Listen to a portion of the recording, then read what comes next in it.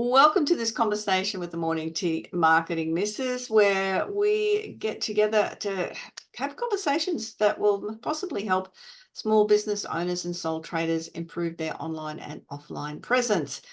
As usual, we've got this amazing team of incredibly talented ladies. We have got Narelle Wright, who is our accessibility auditor, Jan Roche, who has web biz designs and over 50s health.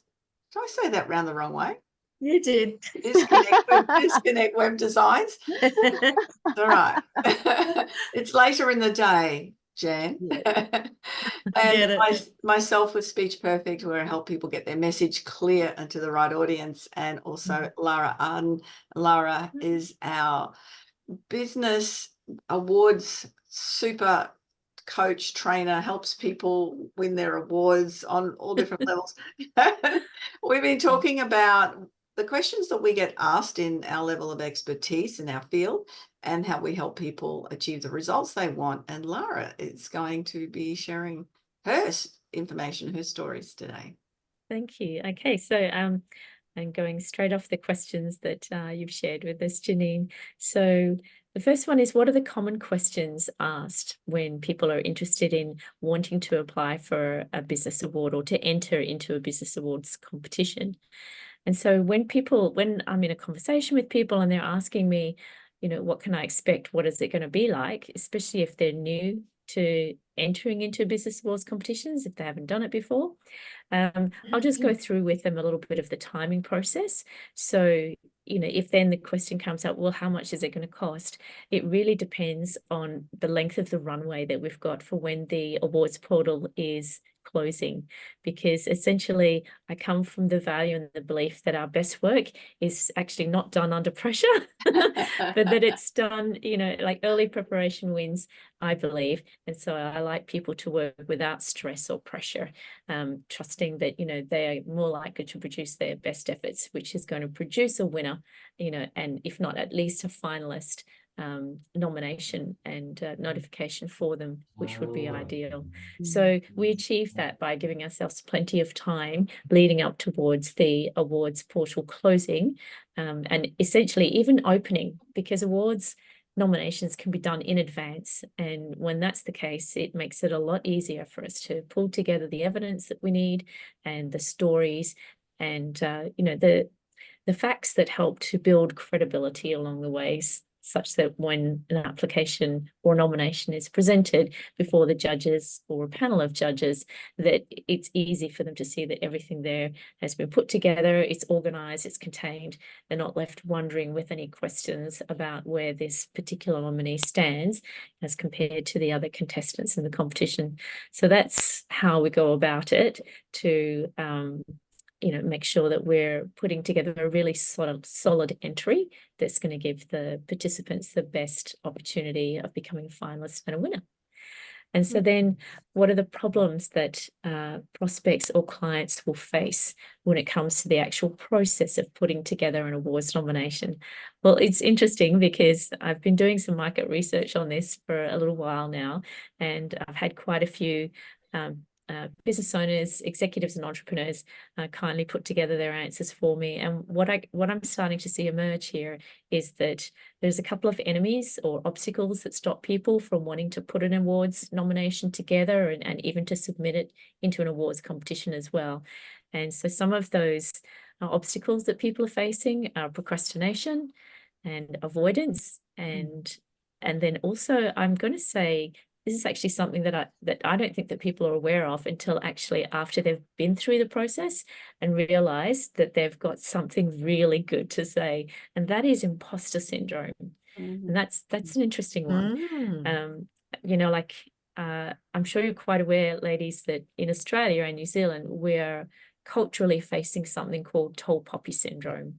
And it's even more evident for a lot of the men in our culture as well, because they come from psychologically more of a hierarchical order, if you like, and so they really understand what it's like to have other men be jealous of them and their achievements, but it happens for us culturally as well, such that men, women, and everyone can be affected by the pains of fear, or the angst of jealousy. What if someone gets jealous of me putting myself forward? Like, I don't want to be a tall poppy. I don't want to get my head cut off, for wanting to put myself forward.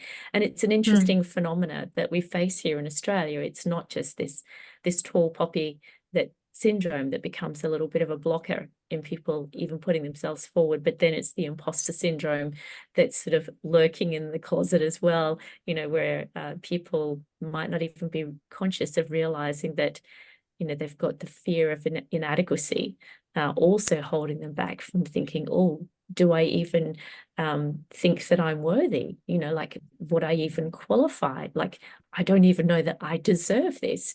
And yet the opportunity is there that everybody is, deserving, and it just takes an application, making sure that, they tick the criteria to, be certain that they do Lara, I qualify. spoke to someone the other day and I asked them whether they'd entered a particular competition. Yeah. And they said, oh, no, I've just started out in business and I wouldn't have anything, that I want to wait till, next year or the year after until I have achieved something. Yeah. And that was really interesting conversation. Yeah. You're right. And it can sound like that. Like that can be one of the telltale signs, if you like. And it's amazing to me that I've come across people who have been in business even for as long as 10 years, and they'll still be singing the same old tune, like, oh no, I don't think I've got anything, worthy to write about, or, like, oh, we haven't achieved anything great. The fact that they're still in business after 10 years is like a miracle. I was thinking that. They've beaten about 70% of every business that's ever opened their doors. So. Exactly. Yeah, that's true. That's amazing. Right. So there are a couple of obstacles, that we do need to work through. And it's interesting, even with some clients, I've found that as we're going through the process as well, I like to call them like the hidden dragons, but they can sort of pop up over the shoulder, and sort of, even then, whilst people are in the process of putting together their answers to the questions and formulating their stories for their applications, even then they'll get these little whisperings going, oh, you're not going to be able to do this really well, and you're probably going to end up failing, and you'll just be nothing but a shame and embarrassment to yourself and those around you. So I end up coaching people around that as well, and helping them to just get over themselves so that they can keep going and get to the end. Yeah. Do you find, Lara, that a lot of businesses are concerned about people judging them? So what I'm hearing you say is they're judging themselves in that, oh, I'll fail, or I'm not good enough, or haven't achieved enough, or whatever. But do you have people that hold off applying for or entering, nominating themselves, because they're worried about people judging them? It's a really good question. I haven't done any surveys to measure that. It would be interesting to find out if people are holding themselves back for those very reasons. Yeah. I think that it's something that I've been finding out when people decide, okay, I'm going to bite the bullet and do it anyway, when they've sort of mustered up enough courage that they say, yes, let's do this. And it's during the process, that's when I'll find out from people that they'll open up and be vulnerable to say, you know what, I really didn't think I had anything, worth nominating for, that they'll say to me, but I realized through the conversations that we're having that, oh my gosh, I've got all this stuff, and then it's more of a case of, well, which ones shall I pick? Because there's so many to choose from. Awesome. But, that's a good, exciting point for them to get to good awareness and being awakened to that. Because if they're sitting back, holding themselves back for fear of, people judging them, or whatever, that, hey, okay, we can puff the chest a bit, because this is not just blowing our own trumpet. This is stuff we've done. Exactly. Yes, it's legitimate. There's evidence for it. These are real achievements, and it's definitely something worth sharing and talking about. And it's fascinating to me how there's other cultures that don't have a problem with that.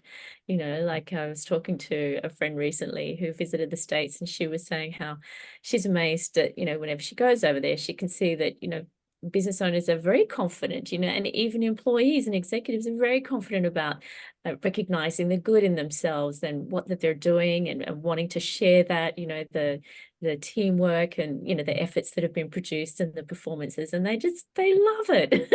And I think to myself, wouldn't it be great if we could have that kind of energy, enthusiasm here as well? It's a great way to be thinking about that. I interviewed a woman, Justine Martin, on the We Are Women podcast on the weekend, and Justine has won dozens and dozens of awards. And it seems like, and the reason I interviewed her, I saw that she was nominated for one of the top 10 voices in the internationally of women's voices. And so I've actually contacted 5 of the different people in that group, and I'm interviewing all of them from all around the world. But Justine was based here. She was the Australian winner, and she's won so many awards. And she's an overachiever. She's got multiple sclerosis, had 3 cancers. She's got a whole lot of stuff that's gone on. Goodness. But certainly an overachiever. But and her whole thing is about having purpose in her life, and that's part of it. And now there's a team behind her. But it's the opposite. It was that. But once you've won one, or even being a finalist in one, it's a lot easier then, because you've got the kudos when you apply for the others, haven't you? Yeah, it's true. You're right. And it's, you know, like it's that old saying, it's always hard at the start, messy in the middle, but it's beautiful at the end. And it's a little bit what it's like in doing your first Business Awards nomination. And it can seem like it's a little bit hard at the start, because it's a bit confusing. You've never done it before. It's overwhelming. It seems like there's a lot that you have to do, and you know, the worst thing that people can do is put them under that time pressure and think, oh, you know, like I've only got a week, or I've got 2 days until the awards portal is closing, and it's just really not going to produce the best work for them. So I don't recommend that at all. But yeah, you're right, and it's interesting to you know, to just appreciate that, you know, like it's something that once you've done it once, it's just putting together that digital asset that makes it so much easier for us to just tweak and modify and just change it a bit here and there for the different awards. I like that point that you made before. Sorry, Janine. So a different I like that point that you made. Sorry, yes. Shall I go? You want to go? I like that point you made, Lara, before about having it ready to go. So I guess once it's been done once, you've got this little asset in a box or digitally ready to go, and it just needs that tweak according to what awards you're entering. Yeah, exactly. That's good. Right. Sorry, Janine. No, what I was saying is, though, a couple of the ones I've entered, the questions have been quite different. Yes. Though I couldn't be really prepared, but I've entered the same one more than once, and then I've been able to tweak the responses that way. But did you find that they were the same questions from just about or different? Just about nearly the same, not completely, but only 1 or 2 questions were different. So the things were there, and you just updated it. But what I found too, and Lara, tell me if I'm wrong, is I've figured that they look for different things depending on the category.